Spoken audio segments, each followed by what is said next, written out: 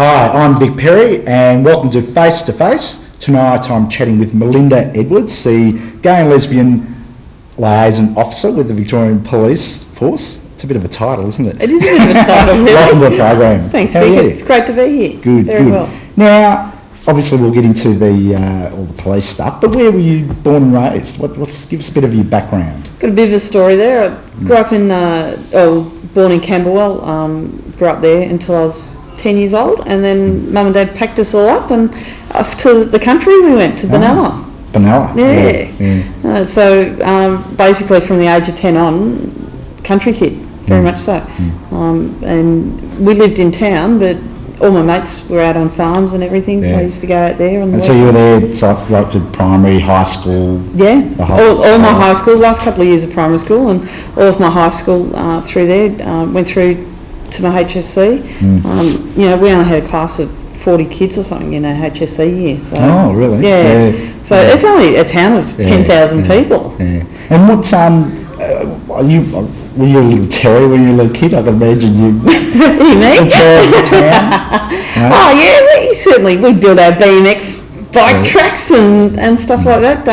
We actually, where we were living at the time, we had paddocks to the side of us type of thing, and we had this huge paddock that we built a BMX track around it, and dug this dirty great big hole so we'd have a mound to ride our BMXs over, and we turned the mound or the hole into a cubby house. That's all. We all did that sort of stuff. So what?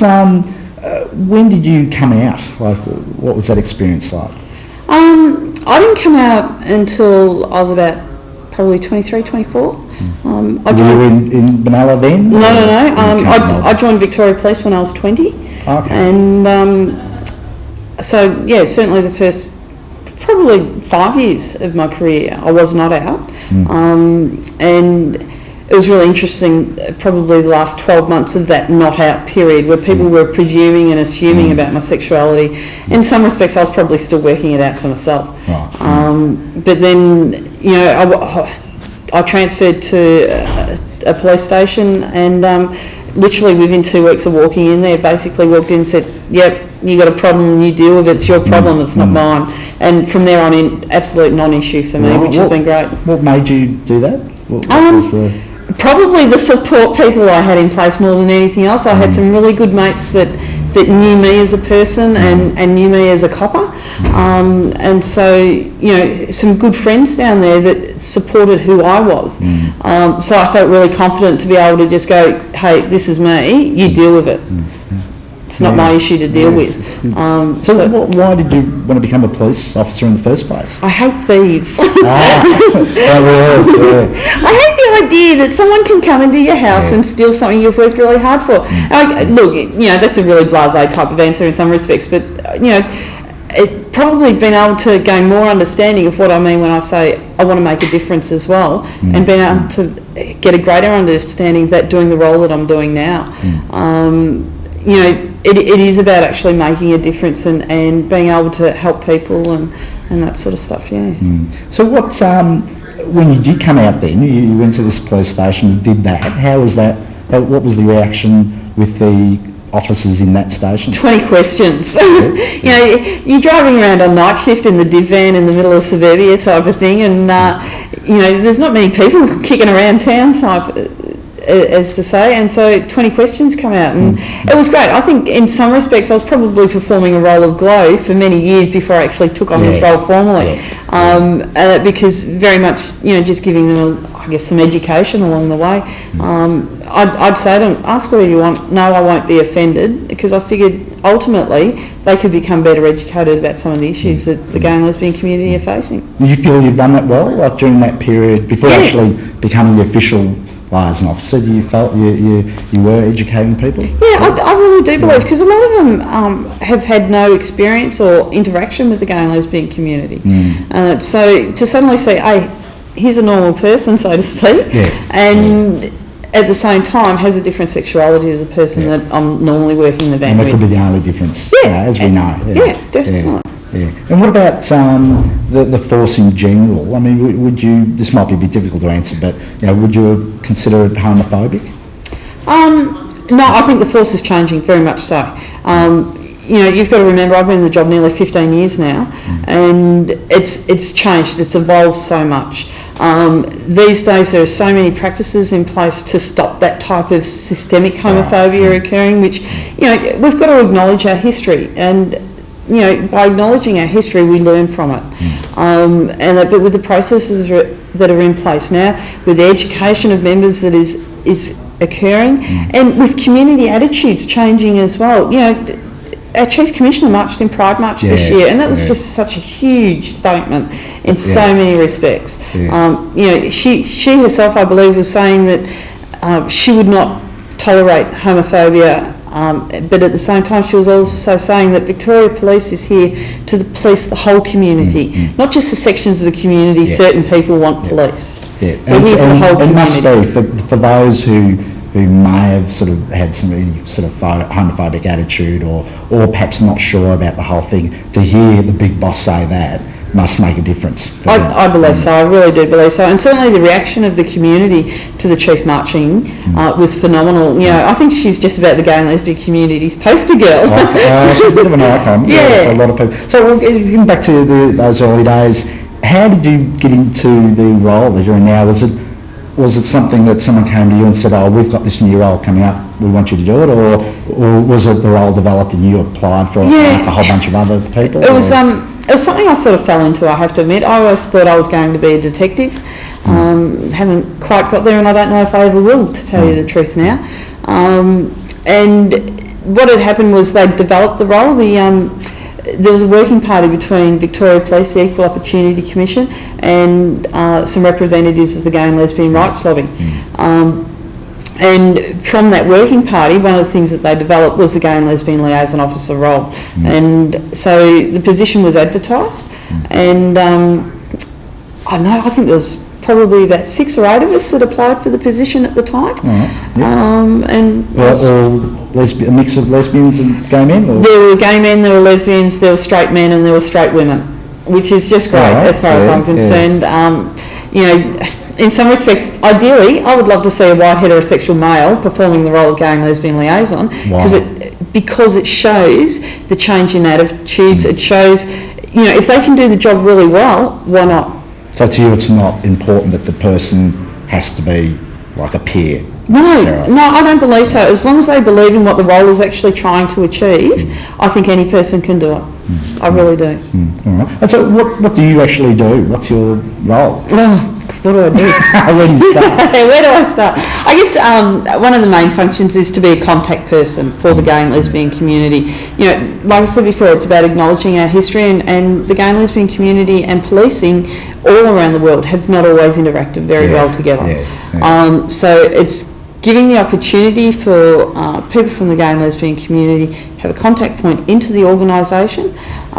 We have such a huge amount of under-reporting of crime coming from the gay and lesbian community, and so they can report the crime without any fear of judgment or without any fear of misbehaviour on behalf of the police in regards to the issues that they're actually trying to get dealt with. As I say, we're here to police the whole community.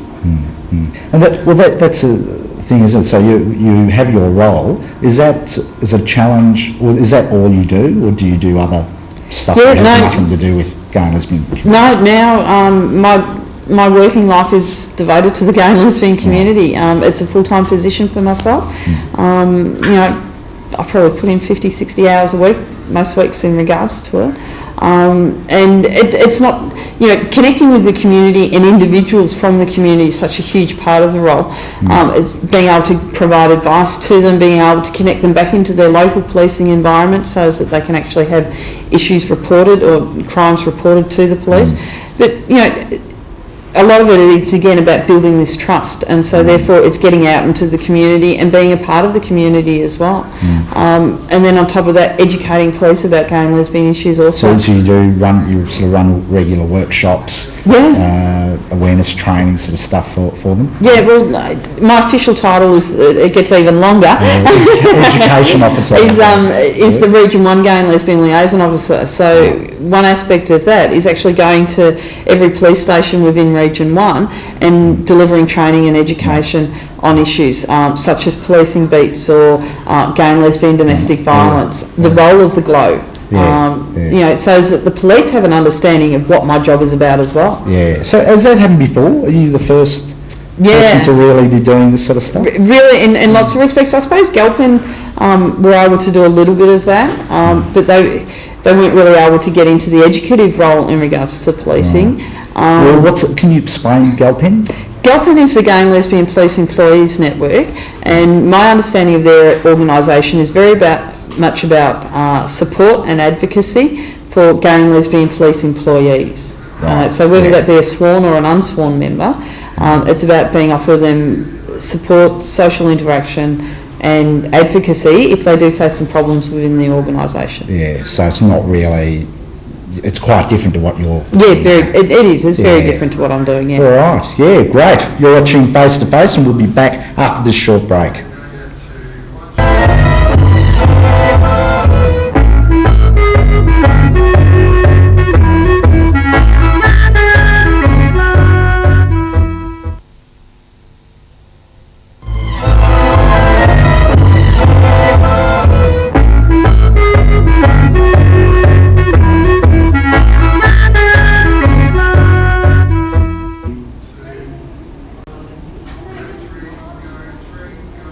Hi, welcome back. I'm Vic Perri and you're watching Face to Face, and tonight we've been chatting with Melinda Edwards, Police Gay and Lesbian Liaison Officer. That's it. For the Victorian Police Force. Yeah. So getting back to your role, what do you, name the things you actually do? Okay, along with, I guess, educating the police, there's also the bit about educating the community as well. And that can be about policing issues, but it's also very much about things that actually constitute a crime and what they can actually do for themselves to actually, say for example, they're a victim of domestic violence or a victim of stalking or something, the processes that they can go through to be able to prevent that behaviour having an effect on their lives. Right. Yeah.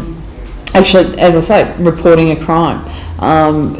Under-reporting of crime from the gay and lesbian community is huge, especially when you look at things like assaults that can occur around, say, beat locations. Men don't tend to report those types of crimes, but they're the sorts of things that we want to know about, because if we don't know about the crimes that are occurring, we can't assist in preventing those crimes. Yeah, no, that's right. But I mean, the Victorian Police, though, do understand why this is the current situation. It's like... There's a reason why there is under-reporting, and there is a reason why people are afraid to go to the police, because they're worried about being discriminated against. And that's why my position exists in the first place, because Victoria Police have a very clear understanding, as well as saying before, about acknowledging our history. So as a result of acknowledging our history, we've now got the Gay and Lesbian Liaison Officer role in place. So again, it's about connecting back into the community. So some of the ways to be able to build that trust and make those connections is actually getting out there in the community. So that's why, people will see me at things like the Pride Awards or Carnival Day down at Midsummer, or, Face to Face. Face to Face. And actually getting back out there into the community so that they can get a real sense of ownership around this position itself. So it's that sort of role, isn't it, that you really have to have the sort of personality that people will I guess like and be able to relate to. And I suppose the big thing for you is that you want anyone in the community, if they're having any problems, where they need to talk to the police, you want them to call you, don't you? I would like to think that as a first step, anyway. Yeah, definitely, and I would certainly like to think that I'm approachable to the community, and that's one of the reasons why I do get out in the community as well. I don't know, I think I've got a fairly decent sort of personality, but get out there and actually engage the community. It's an important part of the role, so that they then can feel comfortable in coming back into our organisation when and if they have a need to. Well, how receptive has the community been? Is it good? Fantastic. It really has been fantastic. I have to say, last year, absolutely blown away when I received a Pride Award. That in itself was the most huge acknowledgement I could ever have. What was that for? It was most outstanding community achievement by an individual. So, it was just, as a police officer, you never get recognition in the respect of some of the good things that you do. So to get that coming back from the community after such a short space of time, it was just fantastic feeling. Huge buzz for me, huge buzz. And people were happy around the office? So, definitely. Did that make it even easier for your role? Did people think, oh, well, she's good enough to win an award, she must be... I think certainly in the respect that they were able to recognise and acknowledge that I was actually doing my job and actually connecting with the community, because to get that type of recognition from the community shows me that I'm actually doing something right. I now am at a stage where I can go out in the community either as Senior Constable Melinda Edwards or as Melinda Edwards, and I'm recognised. Sometimes that can be challenging, especially when I'm just there as Melinda Edwards type of thing. Just having a drink, socialising, leave me alone, just socialising. But at the same time too, I really believe in the role that I'm doing.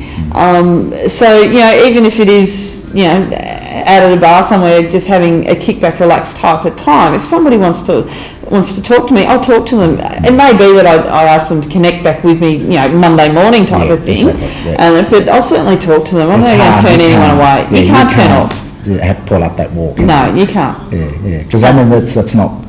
It's part of your job anyway. That public. I think not only is it part of my job, it's probably part of me. And it's important to have those connections occurring within the community. I think the way the community organisations have been able to gather a certain momentum of trust with our organisation has been fantastic as well. There are a lot of wounds still to be licked along the way, so to speak. But at least the community itself is recognising that Victoria Police is attempting to make some changes and to make some differences and actually connect back in there with the community. Well, it has to happen, isn't it? It's necessary. We have to build that relationship, don't we? Definitely. Yeah. So what are the big issues that you've been dealing with in the community? I mean, there are probably things that spring to mind, like domestic violence and violence at beats. What have you had to deal with? I guess certainly domestic violence, and a side string from that would be stalking. And then additionally, as you say, violence at beats. It's been interesting, say, in respect to the transgender community, I'm finding that the violence associated with the transgender community is actually coming from the gay and lesbian community. And, they're getting that violence and I guess what I term as transphobic attitude and behaviour from within the gay and lesbian community. So transgender people are going out to venues and they're getting abused because they're transgender. But they're going to venues within the gay and lesbian community. That old saying, puff in a frock. It's just ridiculous. Here we are all trying to work together, and they're getting that type of attitude and behaviour coming from within the community. Certainly, violence around beats can be quite horrific. I guess additionally to that, there's the flip side of the beat issue in the respect of the complaints that we get from local residents and from community users of these areas. And so then how in a local policing environment do we actually deal with these issues so that I guess everybody can be satisfied to some degree. And that's where it's really important to connect back into community organisations such as the Victorian AIDS Council with the Beat Outreach team, and have them involved in the process of how we're actually going to manage and police these areas. Well, I was going to ask you who you're dealing with in the community now. So you mentioned the BAC. Who else? Who are the other people? Certainly the Also Foundation. Minus 18 fairly heavily involved with. I certainly attend every Minus 18 event. I sit on 5 different committees at the moment. The City of Port Phillip have a Gay and Lesbian Advisory Committee, and I'm one of the members of that committee. Minus 18, I get so much from Minus 18. Those kids are just wonderful. They just blow me away. The maturity that they have, the drive that they have, and basically the events that they put on. You know, the last Minus 18, they had a record number of kids attending there. That was huge, and you know, 24 hours beforehand, they'd been thrown out of one venue and into another venue type of thing. And they still got a record number of kids in there. And it was really special in some respects. Like, we had a mum brought her young son with her, and her mum had only just attended a PFLAG meeting the week beforehand, and you know, really didn't know where to go, what to do, or anything like that, and was certainly very concerned about her son and as to what connections he could make and things like that. And she was just blown away by the whole concept of Minus 18 and just thought it was wonderful. PFLAG's another committee that I sit on. Right, so it's a whole bunch of people that you're in sort of constant contact. So definitely. That would help. Now, what about, I mean, you're in your own at the moment. What are there plans for other offices or other roles like yours in Melbourne or in Victoria? Yeah, well, one of the concepts that we've been able to develop whilst we've had this role in place, it was initially established as a pilot position. Right. So, you know, we were able to learn what the value of the actual role was.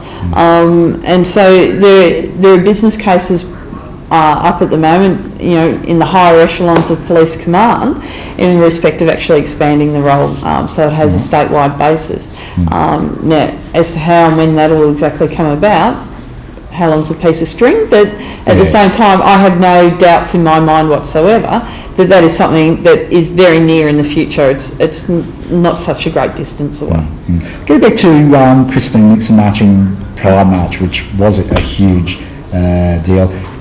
Was there flack in the police force? Were there sort of people thinking, oh, this shouldn't, and not necessarily being homophobic, but you know, there was the issue around her marching in front of a march that was representative of a particular community. You know, so there were people saying, well, she wouldn't march in front of the Ukrainian festival or you know, that sort of thing. So that sort of thing. I found it really interesting because there was actually a lot of support from within the organisation. And that was actually proven with the members that marched, because not everybody that marched on that day were gay or lesbian. There were quite a number of members that were there supporting the gay and lesbian members, supporting the gay and lesbian community, supporting the Chief Commissioner, and doing what they actually believe in. And that, and it was important. It was an important aspect. You know, we as an organisation have participated in other communities' events, and so, for example, the Greek Festival, we've had police marching in the Greek Festival parade and things like that. So we have to cut there. We're out of time, but that was fantastic. Thanks very much, Linda. No worries, Vic. It was great having you on, and that was an edition of Face to Face, and we'll see you all next time. Thank you. Thank you.